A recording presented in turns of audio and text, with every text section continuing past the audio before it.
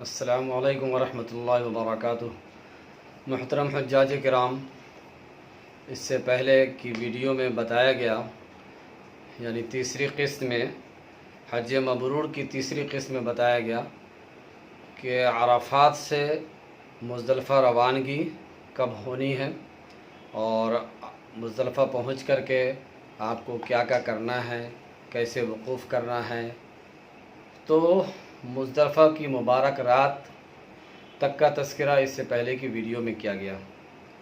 اب ہے 10 ذی الحجہ یعنی حج کا تیسرا دن اور جمرہ عقبہ کی رمی۔ منا پہنچ کر جمرہ عقبہ جو کہ آخری جمرہ کہلاتا ہے اور مکہ کی جانب ہے، اس پر ایک ایک کر کے 7 کنکریاں ماریں۔ رمی کے لیے جمرہ کے پاس اس طرح کھڑے ہوں کہ منا دائیں جانب ہو آپ کے اور کعبہ بائیں طرف ہو۔ یہ سنت طریقہ ہے، لیکن ہجوم اور بھیڑ کی وجہ سے کسی بھی جانب سے کنکری مار سکتے ہیں، اس میں کوئی حرج نہیں۔ کنکری شہادت کی انگلی اور انگوٹھے سے پکڑ کر ایسے شہادت کی انگلی اور انگوٹھے سے پکڑ کر ہاتھ تھوڑا اونچا کر کے پھینکیں۔ یاد رہے رمی جمار واجب ہے، چھوڑ دینے سے دم واجب ہوگا۔ رمی کی کنکریاں جمرات پر لگنا ضروری نہیں ہے، یہ اس بات کا دھیان رکھیں، بلکہ اس کے گرد جو گول احاطہ بنا ہوا ہوتا ہے اس میں اگر کنکری گر جاتی ہے تو رمی کے صحیح ہونے کے لیے اتنا ہی کافی ہے۔ ہمارے حجاج کرام بہت ساری حرکتیں کرتے ہیں وہاں پر، اور وہ جو ستون ہے جو جمرہ ہے اس پر کنکری بہت زور سے مارتے ہیں اور سوچتے ہیں کہ اگر وہاں نہیں لگے گی تو پھر رمی نہیں ہوگی۔ ایسا نہیں ہے، اس میں لگے یا اس کے پاس جو گول دائرہ بنا ہوا ہے اس احاطے میں گر جائے، آپ کی رمی ہو جائے گی۔ بہرحال ہر کنکری مارتے وقت یہ دعا پڑھیں۔ 7 کنکری مارنا ہے تو ہر کنکری مارتے وقت یہ دعا پڑھیں، بسم اللہ اللہ اکبر رغما للشیطان ورزا للرحمن۔ جمرہ پر پہلی کنکری مارتے ہی لبیک کہنا بند کر دیں۔ اب تک آپ نے جب سے احرام باندھا تھا حج کا، اس کے بعد سے آپ نے لبیک کہنا شروع کیا تھا۔ اب یہ 10ویں ذی الحجہ کو جب جمرہ کی رمی کریں گے، یعنی جمرہ عقبہ کی، یعنی جو سب سے بڑا جمرہ کہلاتا ہے، صرف اس ایک جمرے کی رمی کرنا ہے 10ویں تاریخ کو، تو جیسے ہی پہلی کنکری آپ ماریں گے تو یہ لبیک کہنا بند کر دیں گے۔ اس کے بعد سے اب لبیک نہیں کہنا ہے۔ 10ویں ذی الحجہ کو رمی کا وقت فجر سے شروع ہو کر اگلے دن یعنی 11ویں ذی الحجہ کی فجر تک ہے، اس کو یاد رکھیں۔ مگر مسنون اور افضل یہ ہے کہ آج کی رمی یعنی 10ویں ذی الحجہ کی رمی طلوع آفتاب کے بعد اور زوال سے پہلے پہلے ہو۔ رمی کے بعد دعا کے لیے نہ ٹھہریں بلکہ اپنی قیام گاہ چلے جائیں، یعنی منا میں جہاں آپ کا قیام ہے۔ اس کے بعد قربانی کریں۔ رمی آپ نے کر لیا جمرہ عقبہ کی، اس کے بعد قربانی کریں۔ چونکہ قربانی کے لیے پیسہ پہلے ہی دیا ہوا ہوتا ہے انتظامیہ کو، تو وہ آپ کو ایک ٹوکن فراہم کرتا ہے کہ آپ کی جو ہے قربانی کب ہوگی۔ وہ آپ کو منا روانہ ہونے سے پہلے ہی 5 یا 6 ذی الحجہ کو آپ کو ٹوکن مل جائے گا۔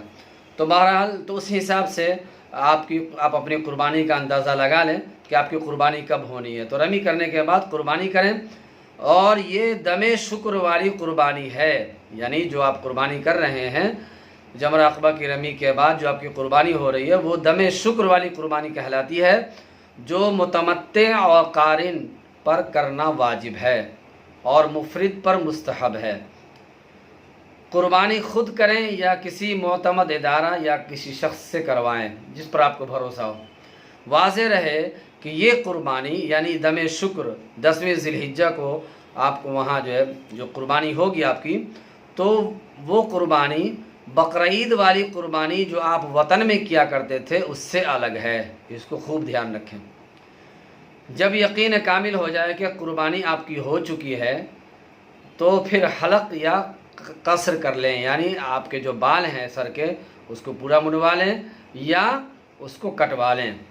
لیکن یعنی مرد حضرات اپنا سر مونڈ لیں یا بال کتروا لیں، اور خواتین یعنی عورتیں انگلی کے پور کی لمبائی سے زیادہ بال چاروں طرف سے کاٹ لیں۔ انگلی کی پور جو ہوتی ہے 1 انچ کے برابر، اس کی لمبائی سے تھوڑا زیادہ بال جو ہے وہ چاروں طرف سے کٹوا لیں گی، وہ احرام سے نکل جائیں گی۔ اور مرد حضرات اپنا بال جو ہے منڈوا لیں گے یا کتروا لیں گے، پٹی بنوا لیں گے، جو بھی ہے، تو وہ اس وقت احرام سے نکل جائیں گے۔ مردوں کے لیے مسئلہ یہ ہے کہ ان کے بال اگر انگلی کی پور سے بڑے ہیں تب تو اختیار ہے حلق کرے یا قصر، یعنی 1 انچ سے بال اگر اس کے سر پر بڑے ہیں تو پھر ان کے اختیار ہے، چاہے وہ حلق کر لیں یعنی منڈوا لیں، یا قصر کر لیں یا کٹوا لیں۔ لیکن یاد رہے، لیکن اگر مرد کے بال انگلی کی پور سے بھی چھوٹے ہیں ان کے سر پر، تو پھر حلق کرنا یعنی منڈوانا ضروری ہے، اس کے بغیر آپ احرام سے حلال نہیں ہوں گے۔ اس بات کو خوب یاد رکھیں، اگر آپ کے سر کے اوپر جو بال ہے وہ انگلی کی پور سے چھوٹے ہیں تو پھر آپ کو منڈوانا ہی ضروری ہوگا، آپ کٹوا نہیں سکتے۔ اگر آپ نے کٹوا لیا بھولے سے تو اب پھر آپ کٹوانے کے باوجود احرام سے نہیں نکلیں گے، چونکہ آپ کے بال چھوٹے ہیں، اس لیے منڈوانا ضروری ہے، اس کو یاد رکھیں۔ بال کتروانے یا منڈوانے کے بعد آپ کے لیے بیوی سے جماع کے علاوہ ساری چیزیں حلال ہو جائیں گی، چونکہ آپ احرام سے نکل کے بال کٹوا لیے، تو جو بھی ممنوعہ چیزیں تھیں، یعنی خوشبو لگانا یا اور بھی جو چیزیں احرام کی وجہ سے ممنوع ہوئی تھیں، وہ ساری کی ساری چیزیں حلال ہو جائیں گی جیسے ہی آپ نے حلق یا قصر کروا لیا۔ لیکن بیوی سے جماع اب بھی حلال نہیں ہوگا۔ چنانچہ اب آپ سلا ہوا کپڑا بھی پہن سکتے ہیں، خوشبو بھی لگا سکتے ہیں، اور خوشبودار صابن اور خوشبودار تیل کا استعمال بھی کر سکتے ہیں، خوشبودار چیزیں بھی کھا پی سکتے ہیں۔ ہاں، طواف زیارت کے بعد عورت بھی حلال ہو جائے گی۔ جب آپ طواف زیارت کریں گے تو پھر آپ کی بیوی سے جماع بھی آپ کے لیے حلال ہو جائے گا۔ آئیے آگے ہے طواف زیارت اور حج کی سعی۔ طواف زیارت حج کا آخری رکن ہے اور فرض ہے، اس کو یاد رکھیں۔ طواف زیارت حج کا آخری رکن ہے اور فرض ہے، اسی کو طواف افاضہ بھی کہتے ہیں۔ طواف زیارت کا وقت 10 ذی الحجہ کی صبح صادق سے 12 ذی الحجہ کے سورج غروب ہونے تک ہے، لہٰذا اگر بلا عذر ایام نحر یعنی قربانی کے 3 دنوں 10، 11 اور 12 ذی الحجہ کے اندر کسی نے طواف زیارت نہ کیا تو دم دینا واجب ہوگا اور طواف زیارت بھی کرنا ہوگا۔ چونکہ 12 ذی الحجہ سے زیادہ مؤخر کر دیا اس نے طواف کو تو پھر دم لازم آئے گا اور طواف زیارت بھی کرنا ہوگا۔ اور اگر کوئی شخص بیماری یا عورت جو ہے وہ حیض یا نفاس کی وجہ سے طواف زیارت کو مؤخر کرتی ہے تو پھر ایسی صورت میں اس عورت کے اوپر یا بیمار مرد کے اوپر دم واجب نہیں ہوگا، چونکہ وہ عذر ہے۔ بہرحال دم واجب ہو یا نہ ہو، دونوں صورتوں میں طواف زیارت کرنا ہی ضروری ہوگا، کیونکہ طواف زیارت یہ فرض ہے اور دم وغیرہ فرض کا بدل نہیں ہوتا ہے، اس کو یاد رکھیں۔ دم اگر لازم ہو گیا تاخیر کرنے کی وجہ سے تو اس کے باوجود طواف زیارت بھی آپ کو کرنا ہوگا، دم دینے سے فرض ساقط نہیں ہوگا۔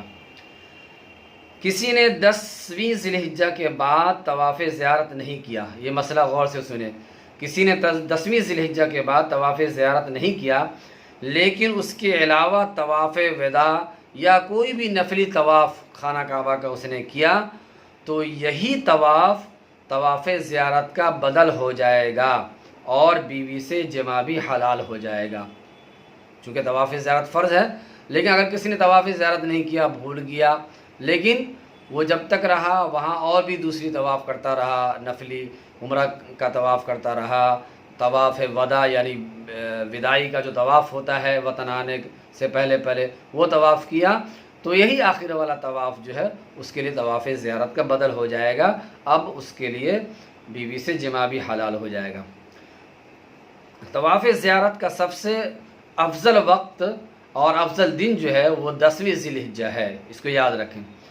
اس دن طواف کر کے واپس مینا جا کر مینا میں رات گزارنا سنت ہے۔ آپ نے 10ویں ذی الحجہ کے دن میں طواف کر لیا، طواف کر کے پھر آپ واپس مینا چلے جائے، مینا میں رات گزارنا سنت ہے۔ اگر طواف کا طریقہ وہی ہے، یعنی اس طواف کا، طواف زیارت کا طریقہ وہی ہے جو عمرہ کے طواف کا ہے جو آپ نے عمرہ کیا تھا، طواف زیارت کے بعد سعی کریں، یاد رکھیں طواف زیارت کے بعد صفا مروہ کے درمیان سعی کریں۔ سعی کا بھی وہی طریقہ ہے جو عمرہ کی سعی کا ہے، یعنی صفا سے شروع کریں گے، مروہ پہ جائیں گے تو اس طرح جو ہے یہ 7 شوط جو ہے وہاں بھی لگانا ہے، اس کو سعی بولتے ہیں۔ صرف نیت کا فرق ہوگا، طواف زیارت میں جو سعی ہوگی وہ حج کی سعی ہوگی، عمرہ کے اندر جو سعی ہوتی ہے وہ عمرہ کی سعی ہوتی ہے۔ بہرحال افضل یہ ہے کہ حج تمتع کرنے والے لوگ طواف زیارت کے بعد سعی کریں اور اس طواف میں صرف رمل کریں اور استوا یعنی دائیں بغل سے کے نیچے سے چادر نکالنا ان سے ساقط ہو جائے گا۔ طواف زیارت میں جو ہے صرف رمل کرنا ہے، یعنی تھوڑا سا اکڑ کر کے جو ہے وہ خانہ کعبہ کا طواف کرنا ہے تو اس کو رمل کہتے ہیں، اور استوا یعنی دائیں بغل سے جو چادر نکال کر کے بائیں بغل پر ڈالتے تھے وہ جو ہے آپ سے ساقط ہو جائے گا، کیونکہ آپ جو ہے اس وقت احرام کے کپڑے اتار کر سلے ہوئے کپڑے پہن لیے ہوں گے، چونکہ آپ نے جمرہ عقبہ کی رمی کر لیا، اس کے بعد پھر آپ کے اسی دن میں جو ہے قربانی کا وقت کوئی نہ کوئی ہوا تھا، قربانی کے بعد پھر آپ نے حلق یا قصر بال کٹوا لیا یا مڑوا لیا تو آپ احرام سے نکل گئے۔ جب آپ احرام سے نکل گئے تو آپ کے لیے سلا ہوا کپڑا پہننا بھی جائز ہے، لہذا آپ جب طواف زیارت کے لیے جا رہے ہیں تو سلا ہوا کپڑا پہن کر کے جا رہے ہیں، لہذا ایسی صورت میں استوا یعنی احرام کی چادر کو دائیں بغل کے نیچے سے نکال کر بائیں کندھے پر جو رکھتے ہیں اس کو استوا کہتے ہیں، یہ استوا جو ہے ساقط ہو جائے گا چونکہ آپ سلا ہوا کپڑا پہن چکے ہیں۔ قارن اور متمتع کے لیے 10ویں ذی الحجہ کو 3 چیزوں میں ترتیب واجب ہے، اس کو یاد رکھیں، بہت ہی پوائنٹ کی بات ہے۔ قارن اور متمتع کے لیے 10ویں ذی الحجہ کو 3 چیزوں میں ترتیب واجب ہے۔ نمبر 1، سب سے پہلے جمرہ عقبہ کی رمی کرنا ہے، اس کو سب سے پہلے کرنا ہے۔ نمبر 2، جمرہ عقبہ کی رمی کے بعد پھر قربانی کرنا ہے، اور نمبر 3، قربانی کے بعد پھر حلق یا قصر یعنی بال کٹوانا یا مڑوانا ہے۔ تو یہ 3 چیزیں ہوئیں، اس میں ترتیب واجب ہے، پہلے جمرہ عقبہ کی رمی ہوگی، اس کے بعد آپ کو قربانی کرنا ہے، اس کے بعد حلق یا قصر کرنا ہے، یہ قارن اور متمتع کے لیے ہے۔ لہٰذا اگر اس ترتیب کے خلاف کسی نے کیا تو پھر دم واجب ہوگا۔ مثال کے طور پر جمرہ عقبہ کی رمی کرنے کے بعد کرنا چاہیے قربانی، تو اس نے قربانی ابھی نہیں کیا، حلق یا قصر کروا لیا تو ترتیب پلٹ گئی۔ تو ان تینوں چیزوں میں جو ترتیب ہے، پہلے 1 نمبر جمرہ عقبہ کی رمی، پھر دوسرے نمبر پر قربانی، پھر قربانی کے بعد حلق یا قصر، تو یہ ترتیب ہے، اس ترتیب میں اگر فرق آئے گا تو پھر دم واجب ہوگا، اس لیے اس سے بچیں۔ البتہ ان تینوں سے پہلے اگر کوئی شخص طواف زیارت کر لے تو جائز ہے۔ جمرہ عقبہ کی رمی، قربانی، حلق یا قصر یعنی بال منڈوانا یا کتروانا، یہ 3 چیزیں ہوئیں۔ ان تینوں چیزوں کو کسی نے نہیں کیا، سیدھے سب سے پہلے وہ جو ہے طواف زیارت ہی کر لیا خانہ کعبہ جا کر کے، تو تب بھی یہ جائز ہے مگر مکروہ ہے۔